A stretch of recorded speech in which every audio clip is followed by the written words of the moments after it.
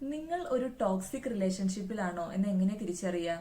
Toxic ആയിട്ടുള്ള ആൾക്കാരുടെ പൊതുവായിട്ടുള്ള ക്യാരക്ടറിസ്റ്റിക്സ് കുറച്ച് നമുക്ക് നോക്കി നോക്കാം. ഇവർ വളരെയധികം പൊസസീവ് ആയിരിക്കും. ഇവർ കൂടെയുള്ള പാർട്ട്നേഴ്സിന് വേറെ ആർക്കും അവരിൽ യാതൊരു അവകാശമില്ല, ഇത് എന്റെ മാത്രം സ്വത്താണെന്നുള്ള പോലത്തെ ഒരു മൈൻഡ് ആയിരിക്കും അവർക്ക് ഉണ്ടാവുക.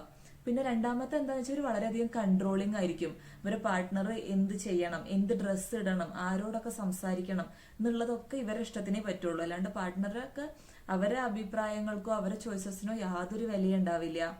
പിന്നെ എല്ലായ്പ്പോഴും അവരെ ക്രിട്ടിസൈസ് ചെയ്യാൻ വേണ്ടിയിട്ട് അല്ലെങ്കിൽ ബ്ലെയിം ചെയ്യാൻ വേണ്ടിയിട്ടായിരിക്കും ഇവർ നോക്കുന്നുണ്ടാവുക. അപ്പോൾ ഒറ്റയ്ക്ക് ഇരിക്കുന്ന ഒരു സ്ഥലത്താണെങ്കിലും ഒരു പബ്ലിക് പ്ലേസിലാണെങ്കിൽ പോലും അവരെ എപ്പോഴും ഇങ്ങനെ ഇൻസൾട്ട് ചെയ്യുന്ന പോലെ സംസാരിക്കുക, അത്തരത്തിലൊക്കെ കണ്ടുവരാറുണ്ട്. പിന്നെ പാർട്ട്ണറിന്റെ വിജയത്തിലോ സന്തോഷത്തിനോ ഒന്നും യാതൊരു സപ്പോർട്ടും ഇത്തരക്കാർ കൊടുക്കാറില്ല. ഇവര് പിന്നെ പാർട്ട്ണറിന്റെ ഫോണൊക്കെ എടുത്ത് ചെക്ക് ചെയ്യുക, പാർട്ട്ണർ പോലും അറിയാതെ അവരെ കോണ്ടാക്ട്സ് ഒക്കെ ബ്ലോക്ക് ചെയ്യുക, അത്തരത്തിലൊക്കെ ചെയ്തു വരുന്ന കാണാറുണ്ട്. ഒരു സംശയം പോലെയൊക്കെ കണ്ടുവരാറുണ്ട്. നിങ്ങളുടെ റിലേഷൻഷിപ്പിൽ കൂടുതലായിട്ട് നിങ്ങൾക്ക് കിട്ടുന്നത് ഒരു പെയിൻ ആണെന്നുണ്ടെങ്കിൽ നിങ്ങൾ ഒരു ടോക്സിക് റിലേഷൻഷിപ്പിൽ ആവാം.